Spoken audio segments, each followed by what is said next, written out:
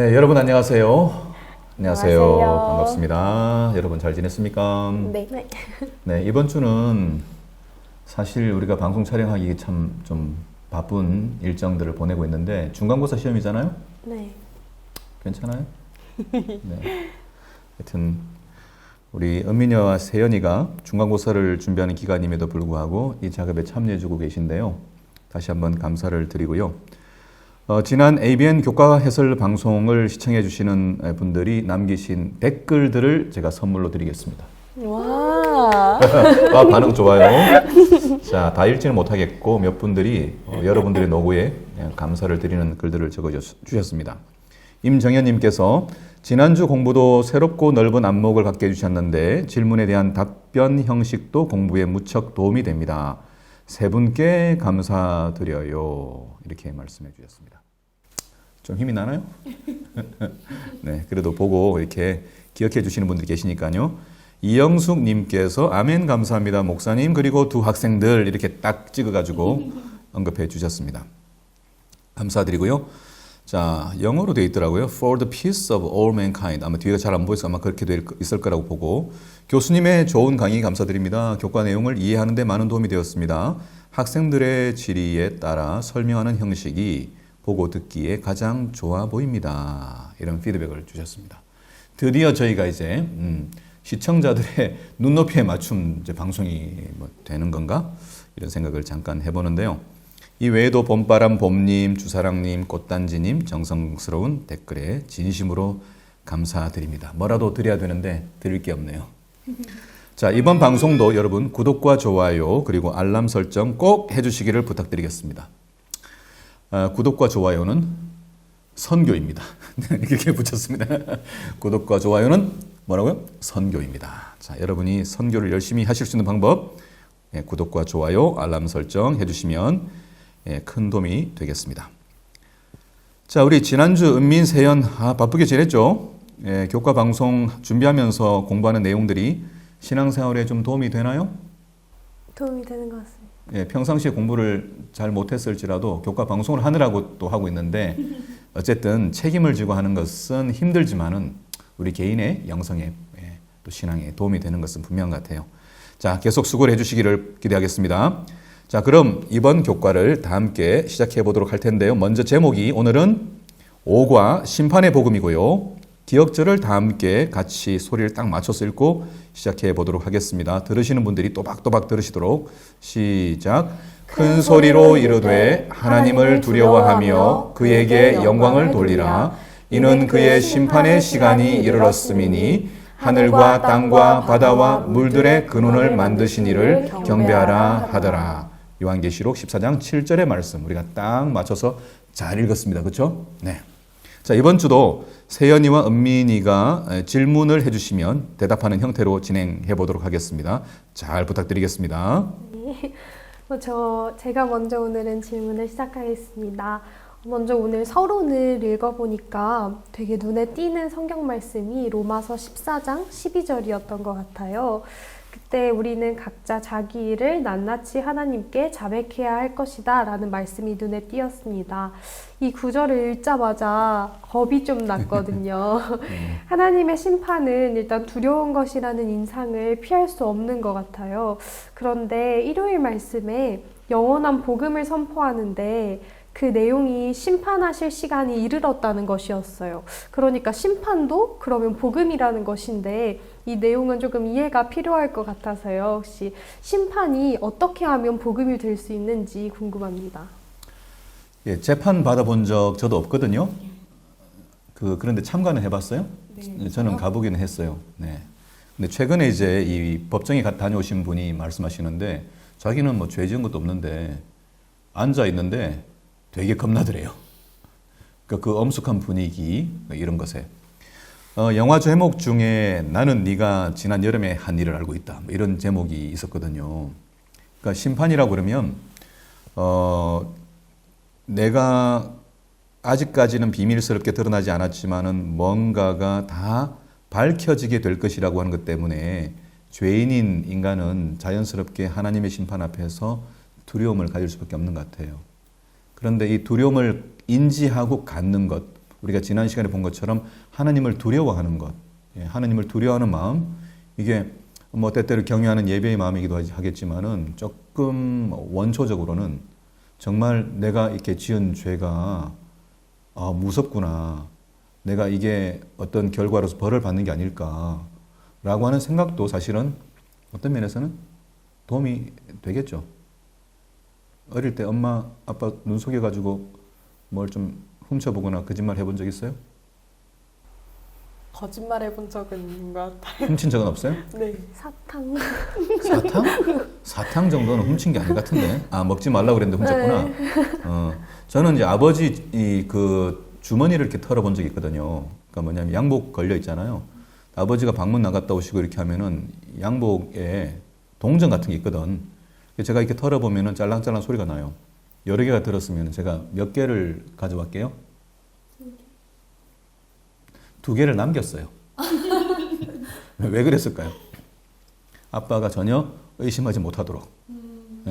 2개. 분명히 아빠가 뭐 이렇게 양복 입다가 소리가 났는데 왜 소리가 안 나지, 동전 소리가?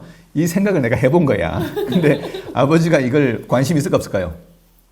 내가 살아보니까 동전에 무슨 관심이 있어요. 그렇죠? 그런데 죄를 짓는 사람은 되게 교묘하게 굉장히 철두철미하게 이렇게 하는데 이걸 누가 하냐면은 엄마가 다 알아.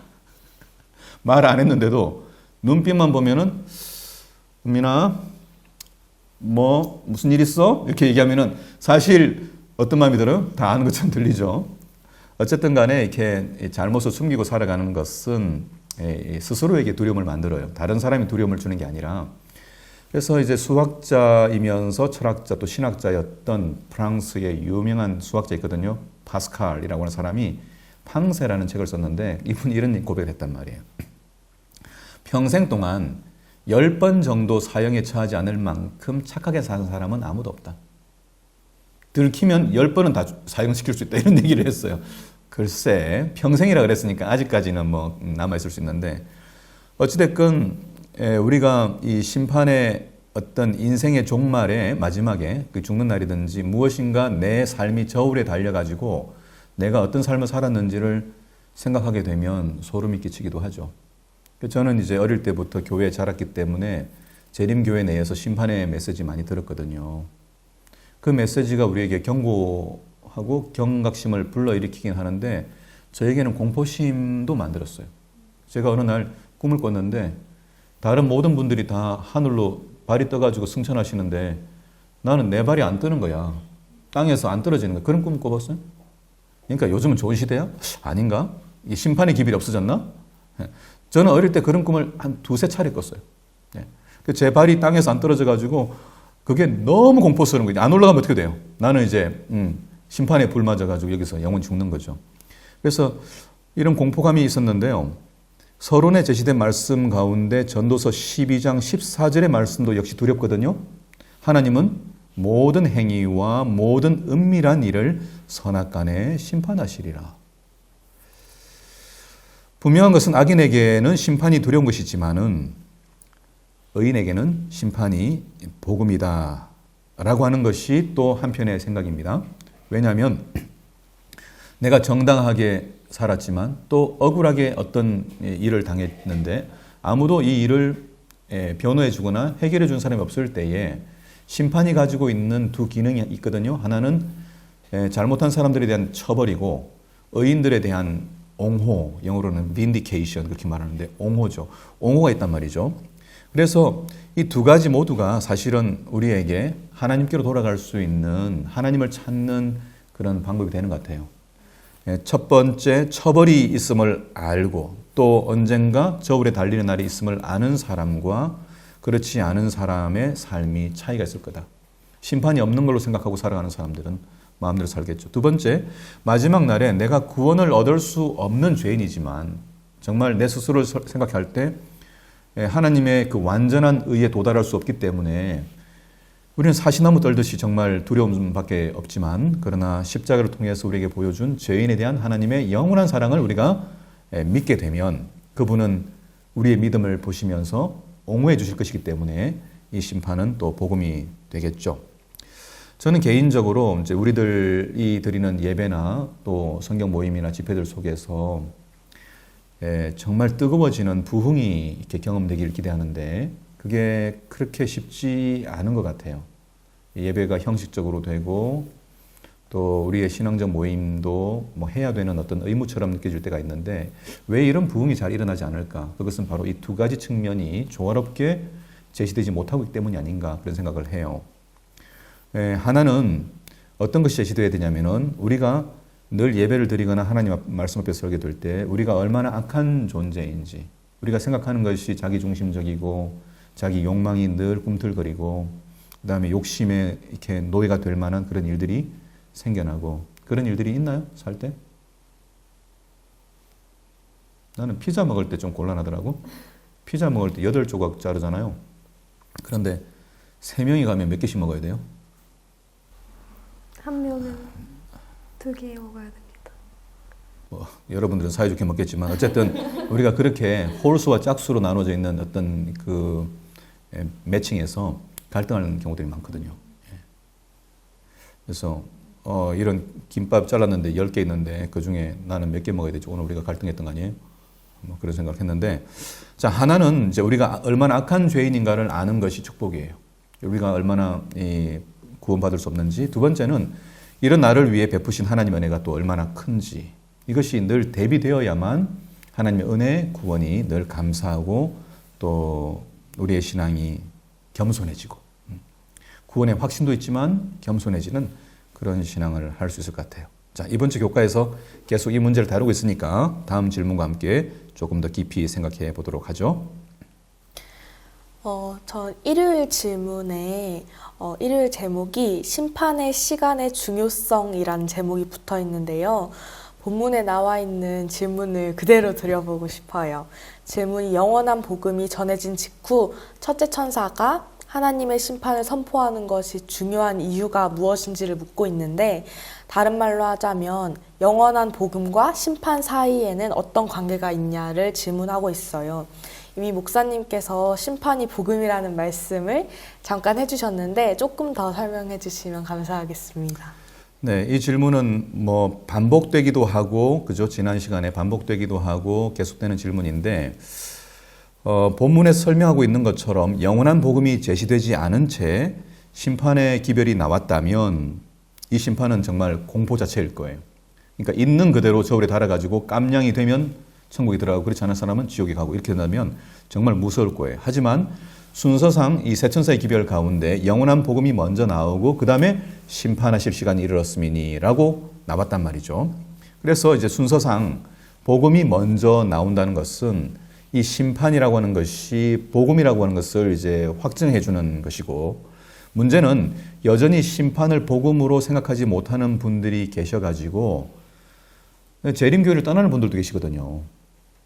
그래서 이왕 제가 이제 이 내용을 이제 설명을 하고 또 생각을 해봐야 되는데 순서에 관한 문제가 나왔으니까 우선 세 천사의 기별이 이 재림교회가 시작될 때의 세 천사의 기별 요한계시록 14장은 이 재림운동의 정체성을 설명하는 그 말씀이었고 또 재림교회의 신학의 기초거든요.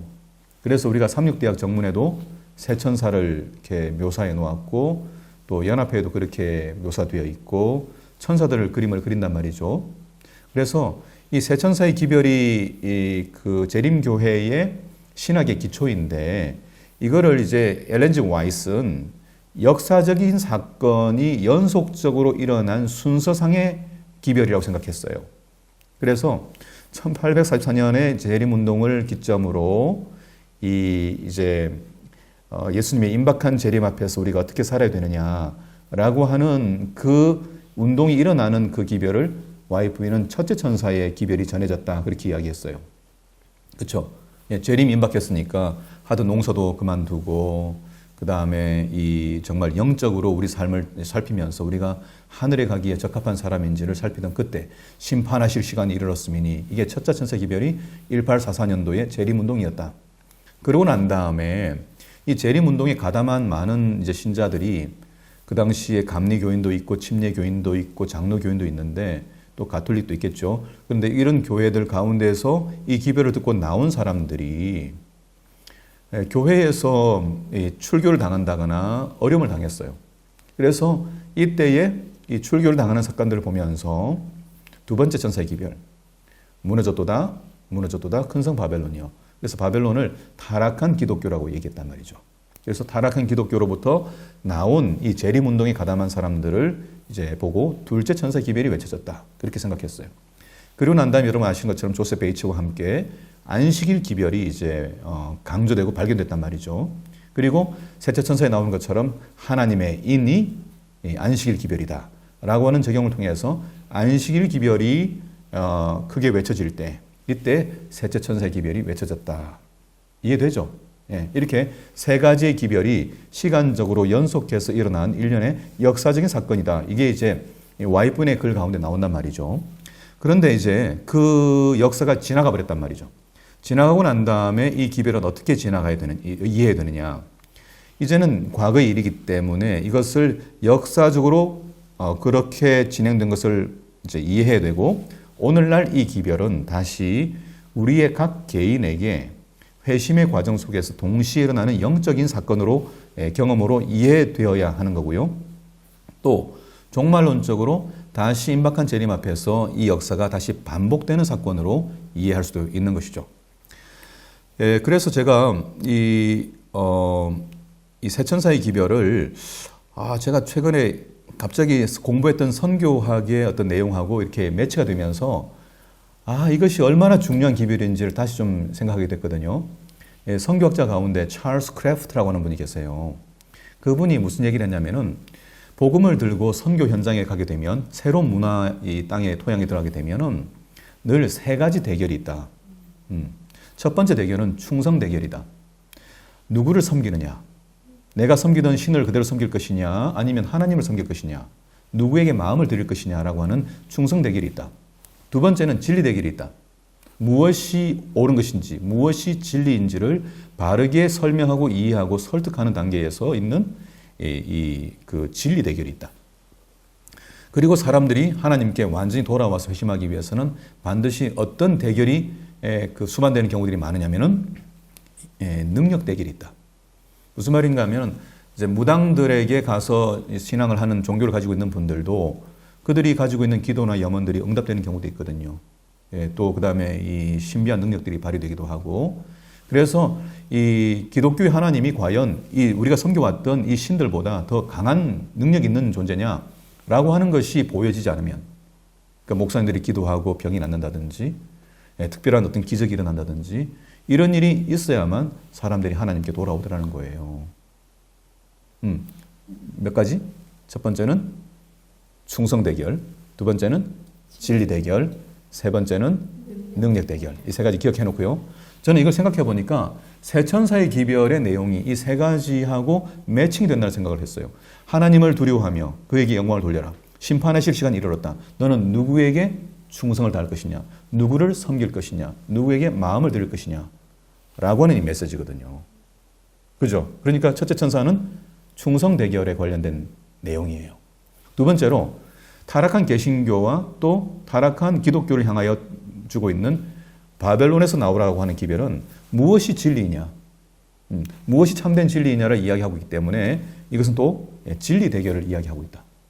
세 번째, 하나님의 인이냐 짐승의 표냐라고 하는 것에서 하나님의 인은 안식일을 포함한 이 하나님의 계명 말씀인데, 이 말씀을 순종할 수 있는 능력이 그리스도인들이 있단 말이에요.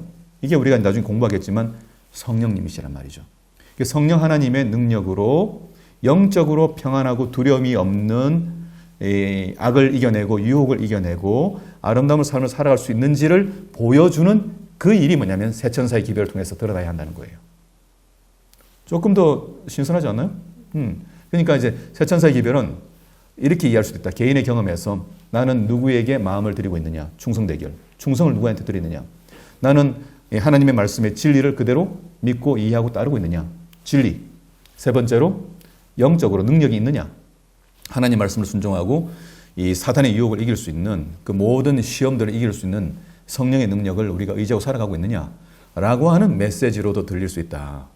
그러니까 세천세 기별은 역사적으로 순차적으로 일어난 사건으로 우리가 전통적으로 이해한 부분이 있고 또 개인의 역사 속에서 그것이 경험될 수 있는 것이고 세 번째로 이 경험이 종말적인 사건에서 최종적으로 또 하나님의 편에 설 것이냐 아니냐를 테스트하는 그런 야곱의 환난, 그 어려움의 시험의 기간이 있을 것이다 라고 하는 것을 기억한다 그러면 이 세천서의 기별에 나오는 이 영원한 복음 그리고 그 이후에 심판의 복음, 심판이 복음이 될 수 있는 것이 바로 심판이 다가오는 것 속에서 우리가 하나님께 더 단단히 붙어서 그분과 함께 살아가고 그분의 능력을 우리 삶에서 드러내는 그런 살아있는 신앙을 하도록 부르시는 것이기 때문에 심판하실 시간이 이르렀다. 누구에게 충성하고 누구에게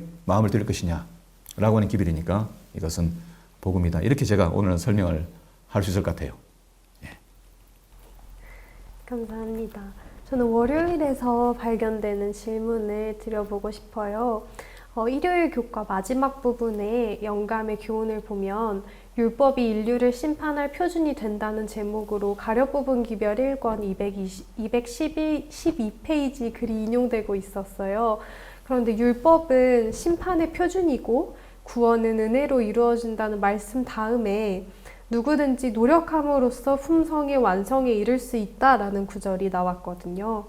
여기에 대한 답이 월요일 내용에서 설명되고 있다고 생각을 했는데 제가 이해하기로는 첫 번째로 율법은 영원하고 심판의 토대가 되는 것이고 두 번째로는 심판은 우리의 행위로 받는다라고 봤거든요. 여기서 질문은 분명히 구원은 이제 에베소서 2장 8절 9절에 나오는 것처럼 믿음으로 구원받는 거지 행위에서 나는 게 아니라고 명시되어 있었는데 그러면 구원은 어떻게 얻는 것이지? 라는 질문이 들었습니다. 믿음과 행함의 관계를 다시 설명해 주시면 좋을 것 같아요. 이 질문 우리가 아주 자주 하는 질문 맞죠? 여러분도 해봤어요? 그렇죠. 오늘도 하지만 이전에도 해본 적이 있는지 모르겠어요.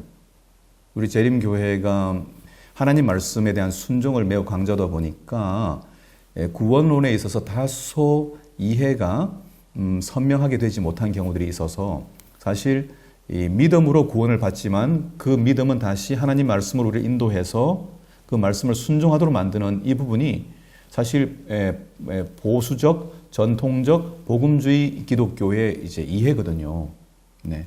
그래서 하나님의 율법을 경시하는 어떤 기독교도 온전하다고 말하기가 어려워요.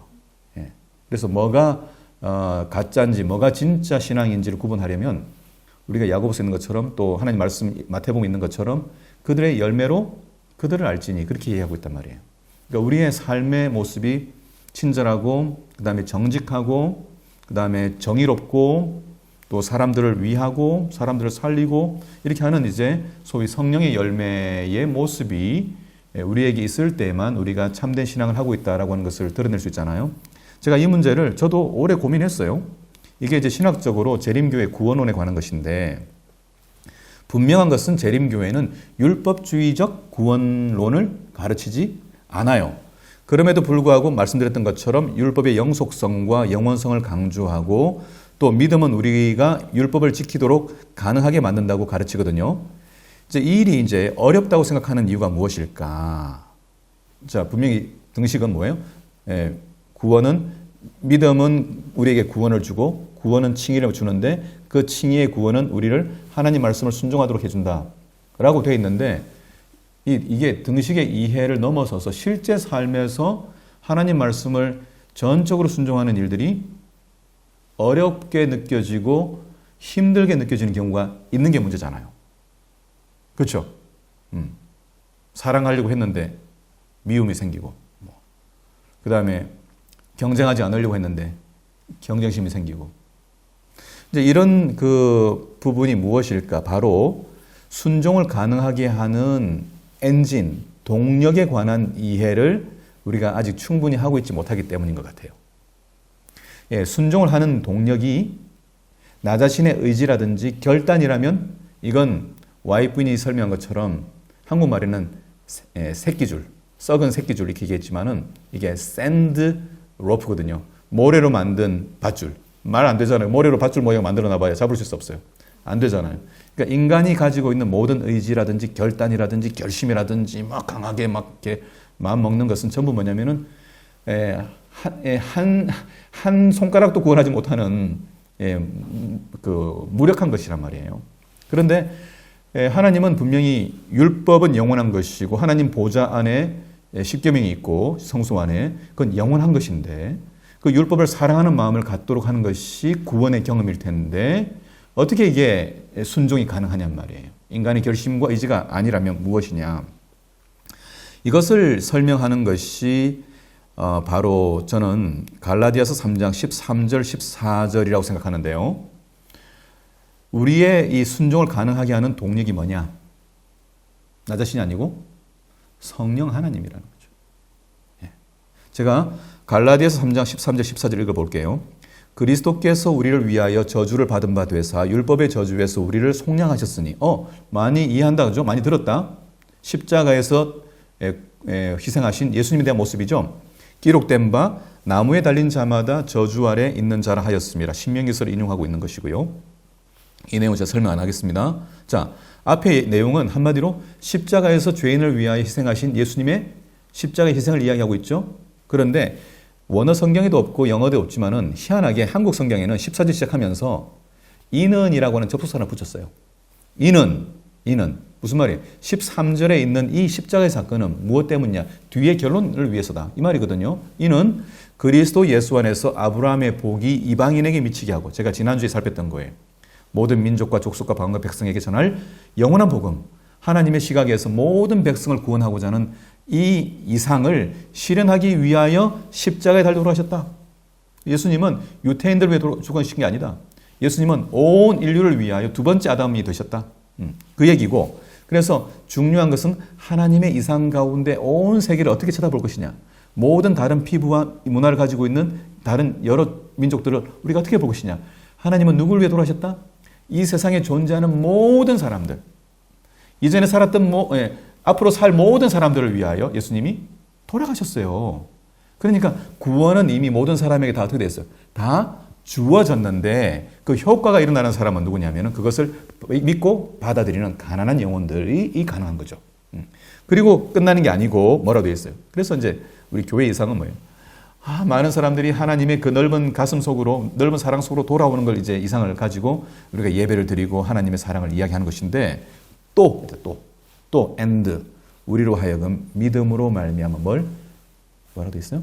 성령의 약속을 받게 하려 함이라. 자, 그럼 순차적으로 예수님의 십자가는 뭘 위하여? 모든 민족을 구원하기 위하여. 마태복음 28장에 나오는 것처럼 19절 20절 대사명. 모든 민족에게 전하는 복음을 모든 인류를 구원하시는 복음을 이루기 위하여 주신 것이고 두 번째 뭘 하기 위하여? 우리에게 믿음으로 말미암아 성령을 주기 위함이시다. 이거 제가 알기로는 은민이나 세연이나 이거 설명할 수 있을걸요? 이게 신학적으로 성경에 어떤 의미인지 설명할 수 있을 텐데 제가 오늘 교과를 하니까 제가 설명을 할게요. 자, 이 말씀은 십자가의 구속이 흐르고 있는 방향을 보여주는 것인데 마지막이 성령의 약속을 받는 거예요. 자, 예수님이 이 땅에 오신 이유가 무엇인가? 바로 어떤 분들은 예수님 오신 이유를 우리 죄를 용서하기 위해 오셨어요. 우리를 구속하기 위해 오셨어요. 맞는 말인데 사실은 그렇게 끝나는 게 아니고 이 말씀에 의하면 성령을 주시기 위함이에요. 좀 설명을 하자면 좀 길지만 간략하게 해볼게요. 흙에서 나온 인간이 영생하는 존재가 된 것은 그 코에 하나님의 생기가 들었기 때문이죠.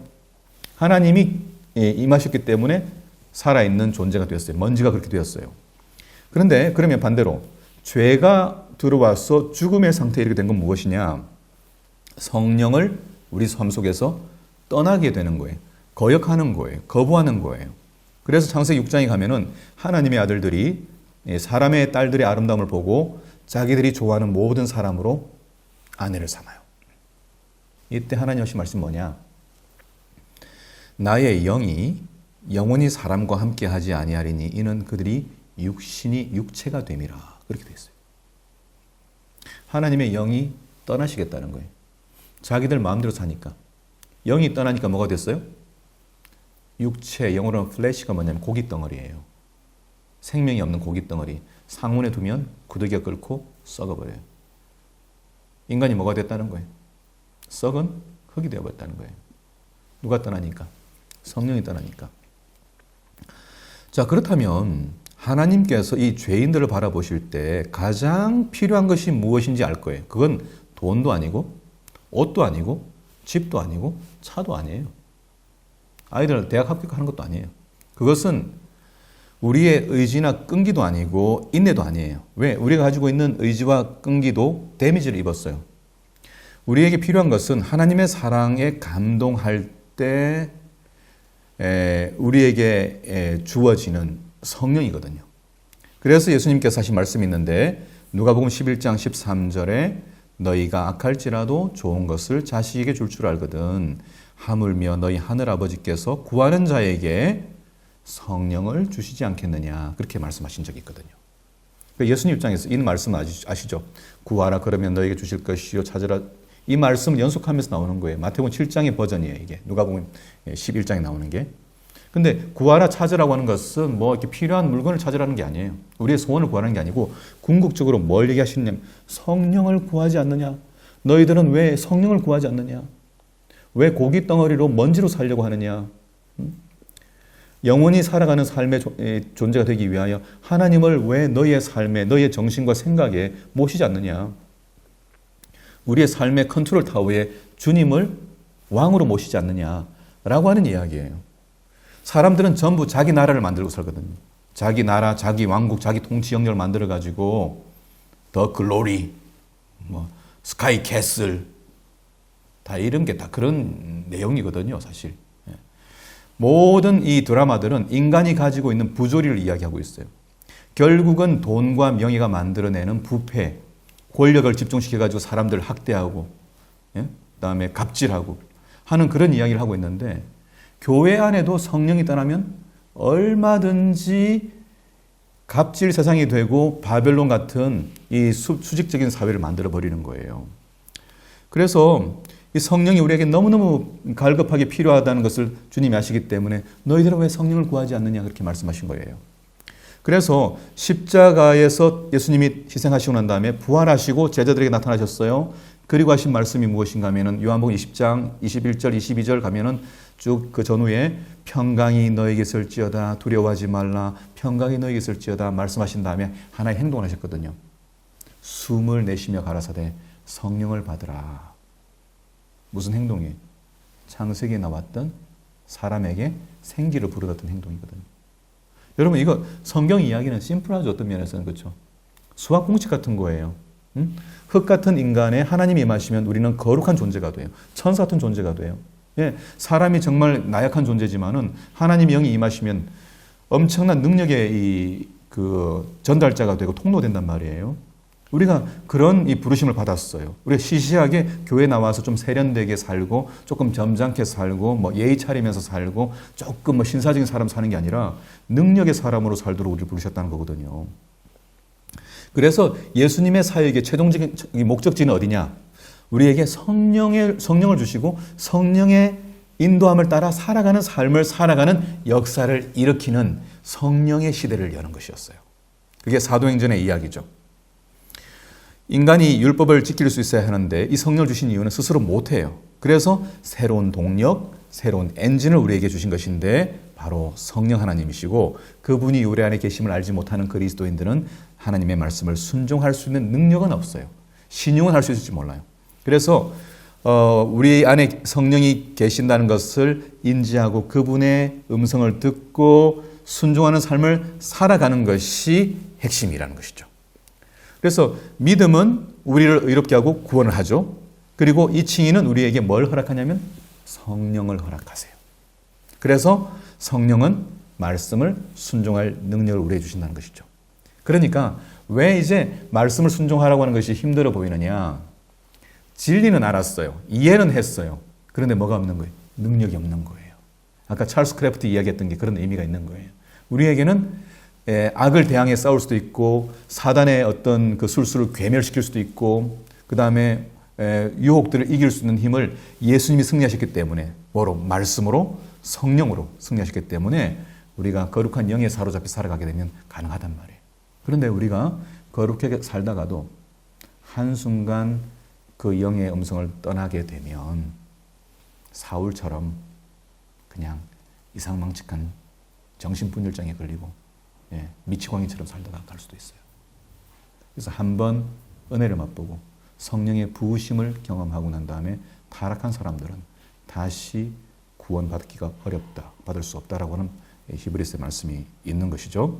자, 그래서 그리스도인은 누구냐라고 할 때 그것은 바로 성령의 사람이고 로마서 8장 9절에 말하기를 그리스도의 영이 없으면 그리스도의 사람이 아니라 그렇게 말씀하셨거든요. 그래서 성령의 음성에 순종하는 사람들이 그리스도인이다라고 하는 것을 기억한다면 심판 때에 하나님이 우리 안에서 뭘 찾으실까요? 우리가 성령을 따라서 살았는지, 그리고 성령을 따라 살면서 만들어진 선하고 아름다운 성품의 열매가 있는지 없는지를 보실 거예요. 그것은 우리의 육체가 늙어지고 이런 거 상관없이 시간이 지나면서 어떤 사람은 괴팍한 그리스도인 될 수도 있고 어떤 사람은 부드럽고 선하고 다른 사람의 용기를 주는 그런 사람이 될 수 있는데 저는 그렇게 늙고 싶어요. 좀 길었죠? 그래서 본문에서 마크 필리도 성령의 능력에 힘입은 우리의 선행은 우리를 구원하지는 않지만 믿음이 참됨을 증거한다. 그렇게 말했어요. 성령을 강조하고 계시더라고요. 자, 넘어가죠. 목사님 말씀을 들어보니까 이 심판의 말씀을 이해 차원이나 이런 게 아니라 삶이나 경험의 차원으로 신앙을 설명하시는 것 같아서 조금 더 잘 와닿았던 것 같아요. 화요일 내용의 질문은 제목이 장엄한 장면인데요. 저자는 다니엘서 7장을 언급하면서 하나님의 보좌와 그 보좌를 둘러싸고 있는 놀라운 장면들을 제시하고 있는데요.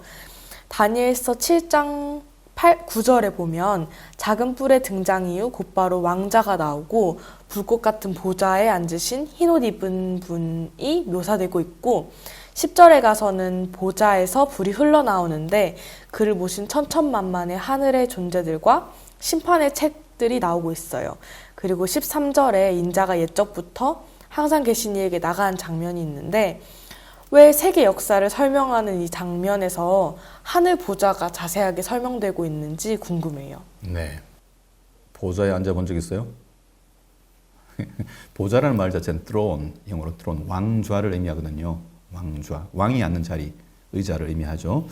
자, 이 저자는 의도적으로 다니엘서 7장의 이야기를 가져와서 계시록에 나오고 있는 하늘 보좌의 이 모습을 이야기하고 있거든요. 자, 우리가 아는 대로, 자, 다니엘서 7장, 거기 뭐가 나오죠? 누가 등장하죠? 다니엘 7장에? 사자, 동물들이 나오죠. 사자, 곰, 표범, 그 다음에 독수리 날개를 단 표범, 그 다음에 이상한 짐승, 열뿔, 작은 뿔이 나오잖아요. 그죠? 자, 근데 이런 이야기를 보면은 성경과 다니엘서 주제가 무엇인지를 다시 확인하게 되는데 성경은 단순히 인간이 어떻게 착하게 살면 구원받고 안 받고 이런 문제가 아니라 두 나라, 두 왕국의 대비를 통해서 모든 민족은 하나님의 통치 아래로 와야 한다. 모든 민족은 받아들이든지 아니든지 간에 하나님이 다스리신다라고 하는 이야기를 하는 게 주제예요.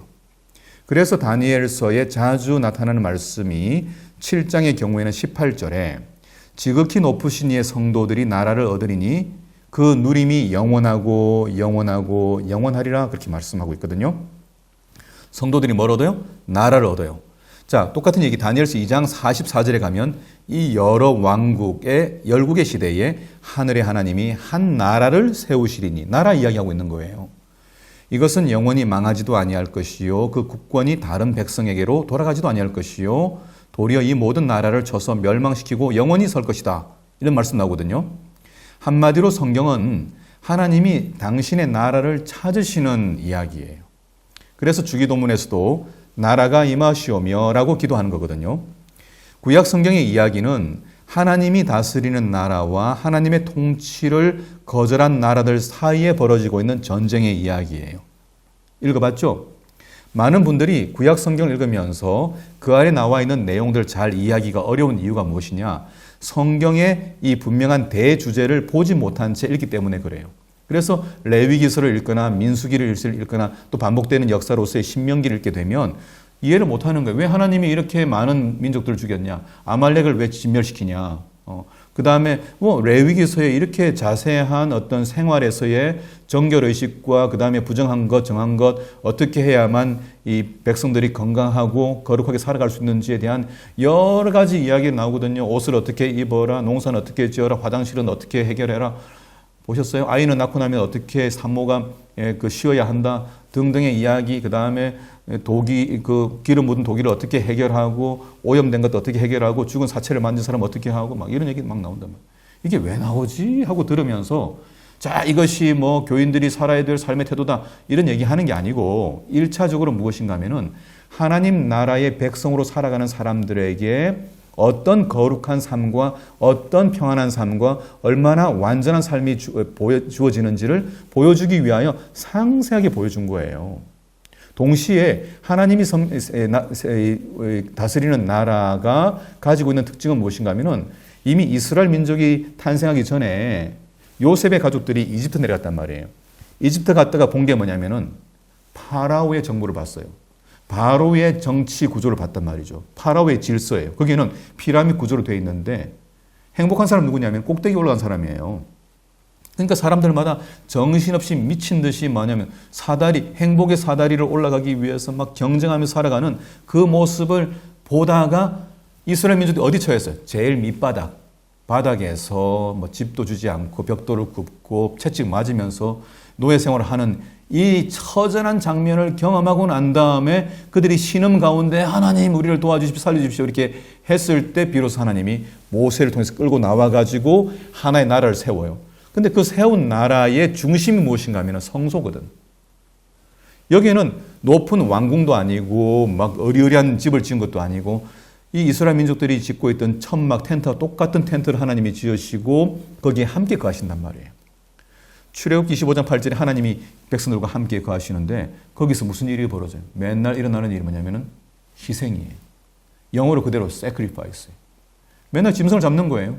아침에도 sacrifice, 저녁에도 sacrifice. 조석으로 드리는 제물에서 이 이스라엘 백성들이 보는 건 뭐냐면은 이 나라의 정부에서는 일어나는 일이 뭐예요?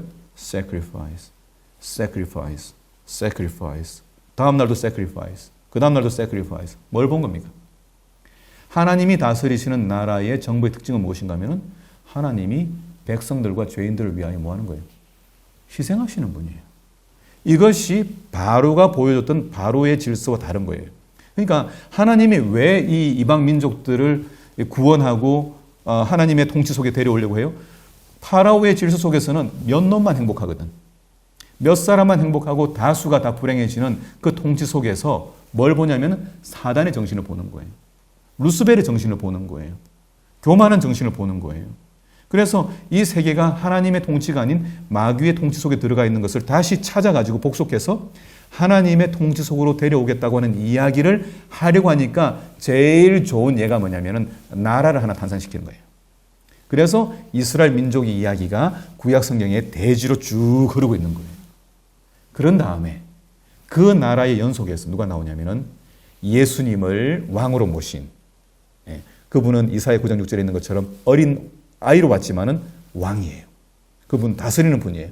그분이 베들레헴에 약속된 데로 오셨는데 왕으로 오셨거든. 어떤 왕이에요? 유대의 왕이 아니에요. 온 세계를 다스리시는 하나님의 아들로서 이 지구를 다스리는 왕으로 왔단 말이에요. 그래서 이 성경의 신약성에 나오는 얘기도 뭐예요? 이스라엘 민족을 통해서 보내져야 될 복음이 무엇이냐면은 하나님이 다스리신다. 하나님이 통치하신다. 우리가 신앙 가운데 행복할 수 있는 건 뭐냐면은 우리가 지금 지고 있는 부담들이 있죠. 시험의 부담, 뭐 용돈 벌어야 되죠. 또 결혼해야 되죠. 앞으로 어떻게 살지 걱정되죠.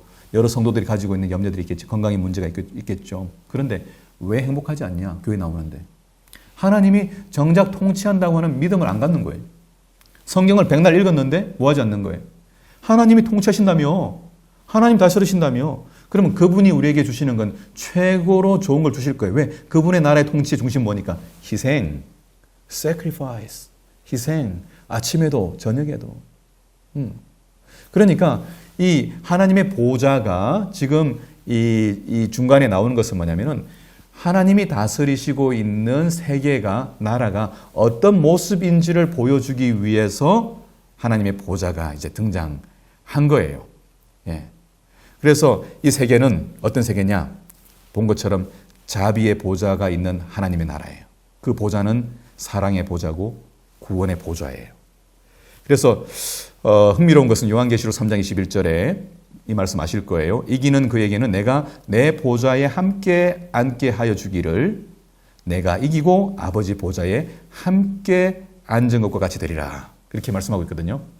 고대 근동에서는요, 왕이 앉은 자리는 1인용 의자가 아니에요. 카우치로 되어 있어요.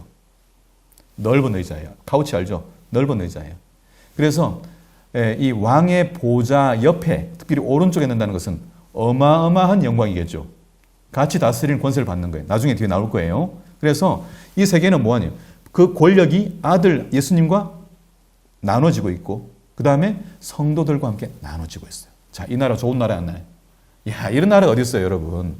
하나님 백성들을 왕으로 이렇게 여겨주는 그 나라의 부르심이 이 성경의 부르심이에요.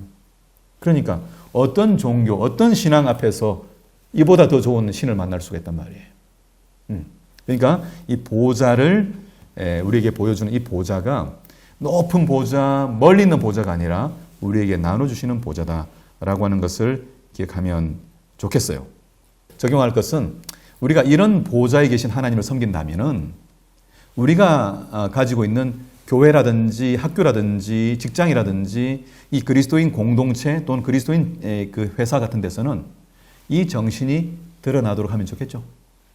수평적으로 섬기고 어떻게 하면 더 성장할 것 돕고, 그렇죠? 자, 그 다음에 수요일로 가죠. 네. 네, 목사님 말씀을 들으니까 성경 전체의 주제가 좀 더 선명해지는 것 같습니다. 나라와 통치의 주제로 성경을 읽으면 되는 것 같다고 생각이 드는데요. 또 수요일의 내용이 화요일에 연속되는 과정인 것 같아요.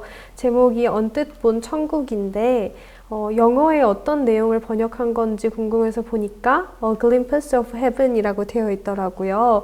이 glimpse라는 단어, Glimpse. 네, glimpse라는 단어가 번역하기 정말 좀 힘든 단어인 것 같은데 부분적으로 하늘의 단편을 본 것이지만 분명한 것을 봤다는 의미잖아요. 그래서 요한계시록 4장에 나오는 묘사를 다시 읽어보니까 저는 좀 황홀하다라고 느꼈었거든요. 우리가 이 장면에서 어떤 교훈이나 의미를 찾을 수 있는지 궁금합니다. 네. 사실 이제 계시록 4장은 11절로 되어 있는 짧은 장이거든요. 그런데 이 속에 너무나 많은 진리들을 담고 있어서 아마 시간 한도 없이 끊임없이 나눌 수 있는 주제가 있다고 생각이 돼요.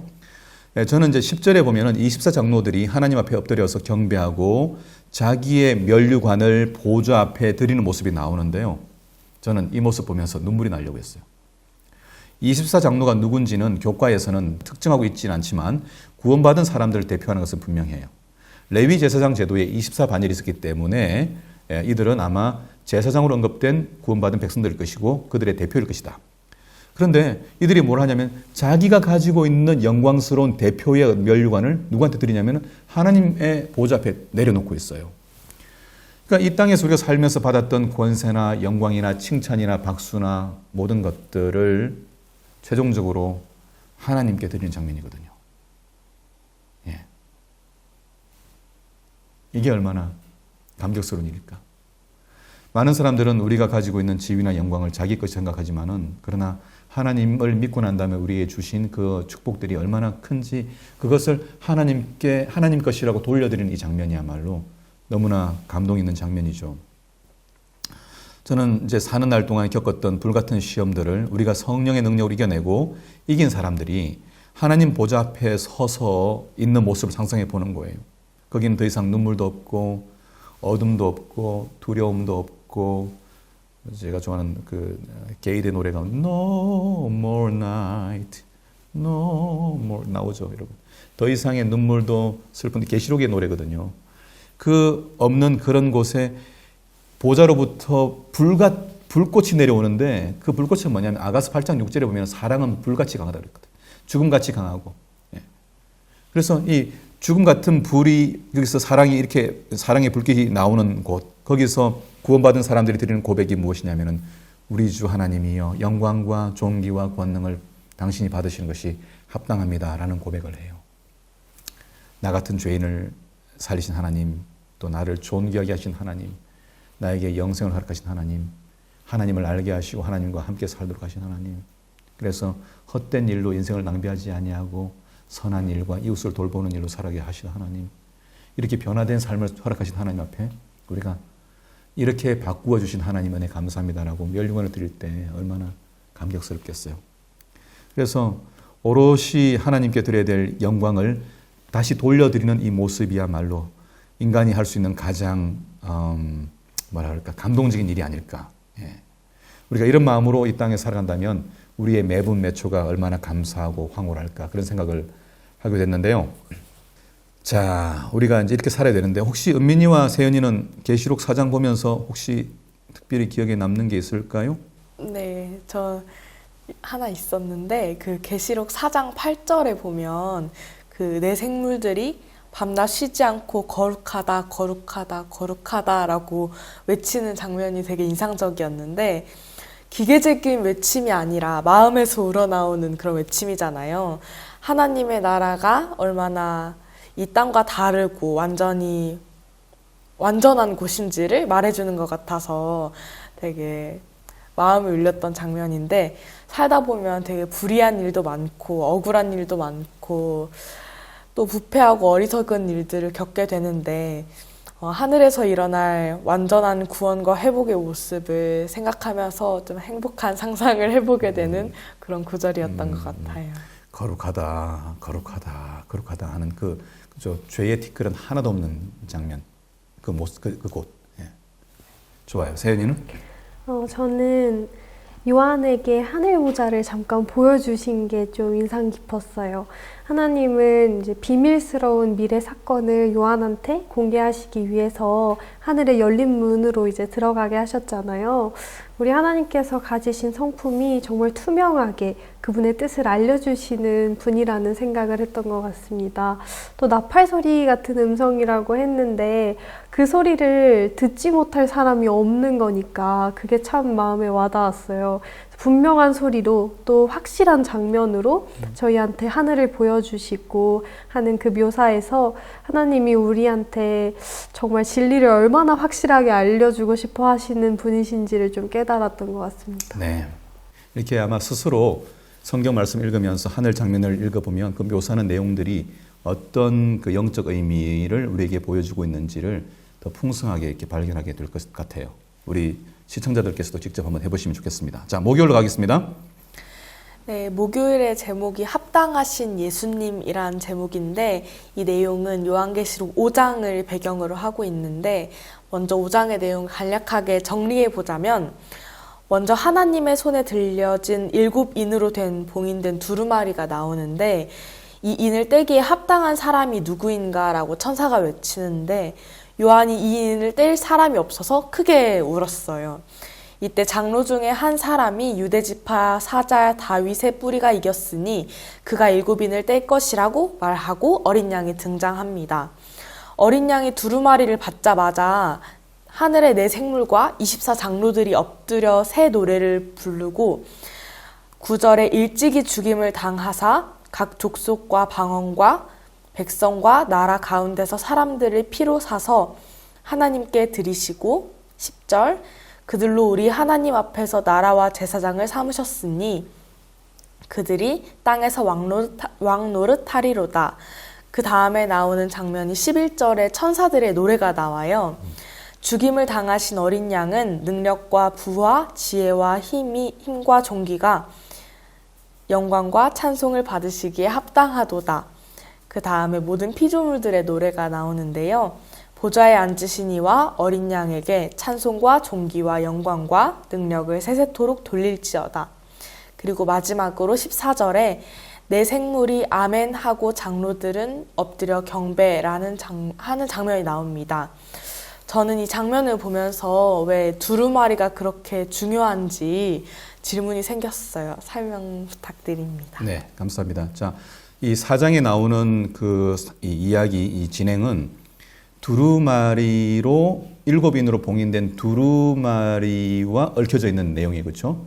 두루마리를 뗄 사람이 없어가지고 울었고 그 다음에 일찍 죽임을 당한 어린 양이 이걸 떼기에 합당하신 분이다라고 이제 설명을 하고 있고 그분이 이거 두루마리를 받고 난 다음에 이제 경배하는 이야기가 나와요. 자, 여기 나오는 두루마리는 구약 성경에 왕들이 취임할 때마다 받는 게 2가지가 있었는데 하나는 왕관이고요. 두 번째는 언약의 두루마리예요. 이것은 성경을 말하면 신명기서예요.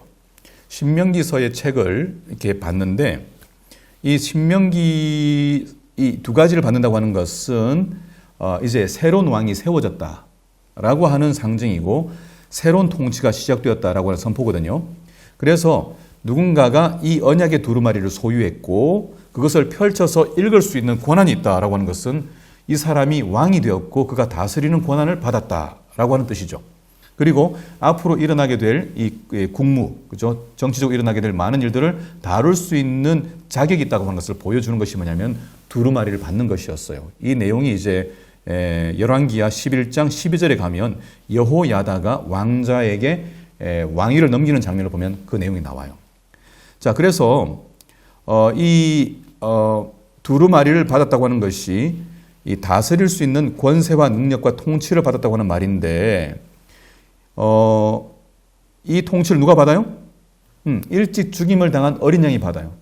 자, 누군가가 다스려서 통치를 하고 그 다음에 완전한 정의를 이루고 불법을 해결하고 해야 되는 사람이 존재해서 이 왕의 권자를 물려받을 사람이 필요한데 안 보이는 거예요. 그런데 어린 양이 있다는 거예요.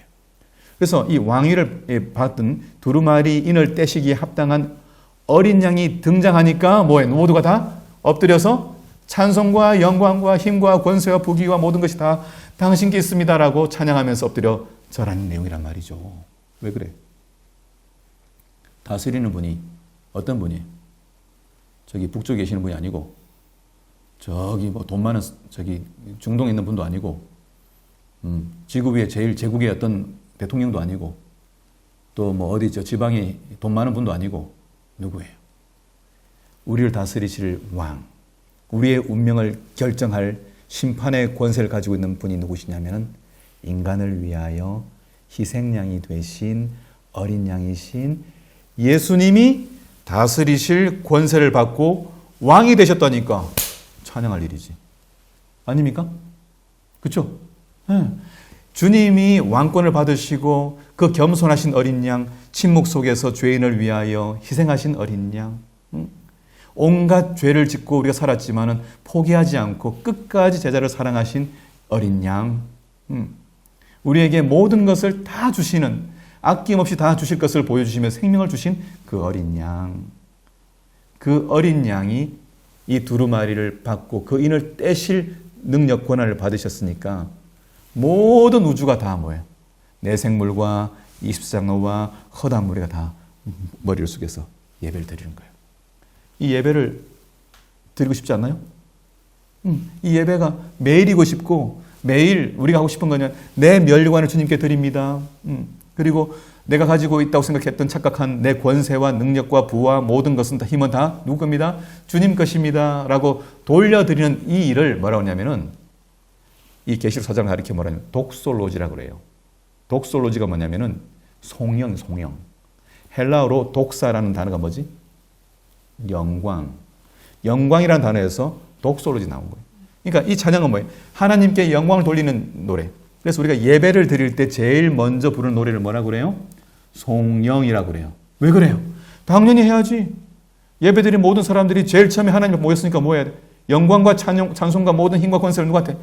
우리 하나님께 돌려드립니다. 저는 그래서 예배 드릴 때 제일 감동되는 순간이 언제면 그때 일어서서 우리의 왕이 이 자리에 임하여 계신다고 하는 것을 믿고 그분께 돌려드리는 이 죄인의 찬송이야말로 얼마나 감사해요.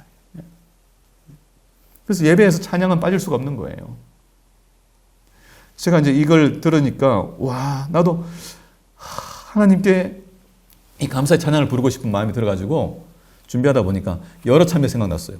뭐 저는 이제 자연스럽게 182장 생각났거든요. 우리 어머니가 자주 부르던 건데 웬 말인가 나를 위해 주 돌아가셨나 벌레 같은 나를 위해 큰해 받으셨나. 2절 해볼게요. 내가 지은 죄를 인해 보혈 흘리셨네. 크신 긍휼 넓은 은혜 참 인정스럽다. 4절만 해볼게요.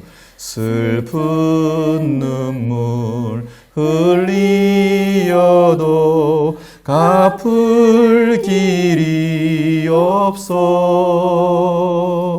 이 몸 주께 바치오니 받으심 빕니다. 이 찬미가 진실되게 불러지지 않아요? 진짜 그죠? 우리 왕이 누구시니까 우리를 위해서 희생하기를 기뻐하시고 희생하신 어린 양이 보좌에 앉으셨고 그 보좌를 우리에게 나눠주셨으니까. 그리스도인 삶에서 찬양이 얼마나 자연스럽고 은혜로운 일인가 생각해 보게 되었는데요. 어린 양이 권세 받으셨다는 것을 감사하고 찬양하는 매일이 될 수 있겠죠. 오늘 교과는 금요일에 나와 있는 교회정원 5권 473, 474페이지에 있는 글을 읽는 것으로 마무리해 보겠습니다. 좀 긴데요. 제가 컨디션 안 좋지만은 아주 가랑가랑하게 읽어보겠습니다. 그들의 유일한 희망은 하나님의 자비에 있고 그들의 유일한 방언은 기도가 될 것이다. 여호수아가 사자 앞에서 탄원하고 있었던 것처럼 남은 교회는 마음의 통회와 열렬한 기도로서 그들의 중보자 예수님을 통한 용서와 구원을 위하여 탄원할 것이다. 그들은 자신들 생애의 죄악을 충분히 깨닫고 있으며 그들의 연약함과 무가치함을 안다. 그들이 자신들을 바라볼 때 그들은 절망할 수밖에 없다. 시험하는 자는 마치 여호수아를 대적하기 위하여 곁에 서 있던 것처럼 그들을 비난하기 위하여 곁에 서 있다. 그는 그들의 더러운 옷, 그들의 결점 많은 품성을 지적한다.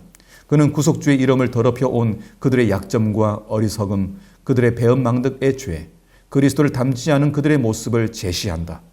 하나님의 백성은 많은 점에서 매우 결함이 많았다. 사탄은 그들을 유혹하여 범죄하게 한 죄들을 정확하게 알고 있다. 그는 그 죄들을 가장 크게 과장하여 제시하면서 이렇게 주장한다. 하나님께서 나와 나의 사자들을 그분 앞에서 추방하시면서 동일한 죄를 범해온 이 사람들에게 상급을 주실 것입니까? 오 주님, 당신은 공의에 의하여 이렇게 할 수 없습니다. 당신의 보좌는 의와 공의로 설 수 없을 것입니다. 공의는 그들을 대적하는 선고가 내리기를 요구합니다. 그러나 그리스도를 따르는 자들은 죄를 지었을지라도 그들 스스로를 악의 지배에 맡기지 않았다. 그들은 죄를 버리고 겸손하고 통회하는 마음으로 주님을 찾았다. 그리고 거룩한 중보자께서는 그들을 위하여 탄원하신다.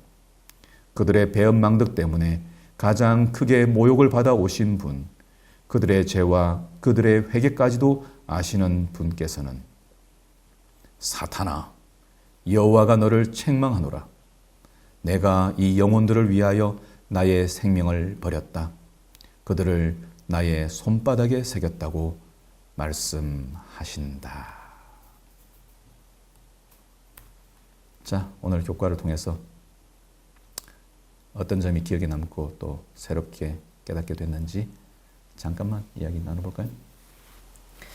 저는 심판의 날에 되게 두려움이 있었다는 걸 계속 말하고 있었는데 저도 그 생각을 떨쳐버릴 수가 없었던 것 같아요. 계속 무섭기도 하고 걱정도 되고 아까 목사님께서 처음에 말씀해 주신 것처럼 나 빼고 다 하늘에 올라가 버리면 어떡하지 이런 생각도 많았는데 제가 그 믿음으로 예수님을 믿고 또 그런 구주이신 예수님을 믿고 계속 이렇게 삶을 살아간다면 예수님께서 저를 또 옹호해 주시는 그런 삶이 되지 않을까 하는 생각하면서 조금 위로가 되고 걱정도 조금 놓을 수 있는 시간이 되었던 것 같아요. 네, 감사합니다.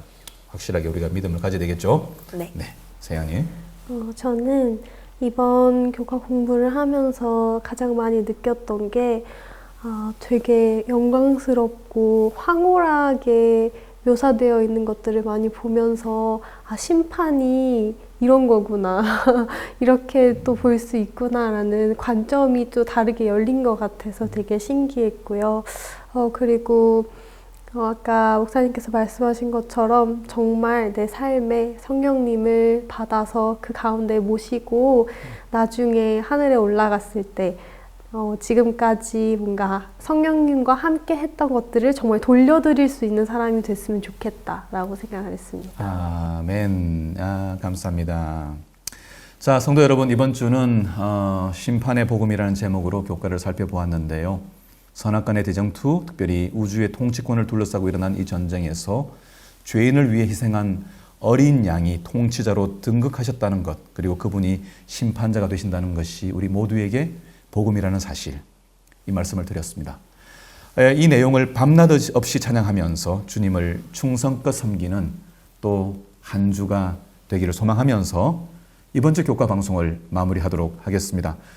다시 다가오는 한 주 동안도 은혜 안에서 평안하시고 기쁨 넘치시기를 빌겠습니다. 지금까지 ABN 교과 해설이었습니다. 감사합니다. 감사합니다.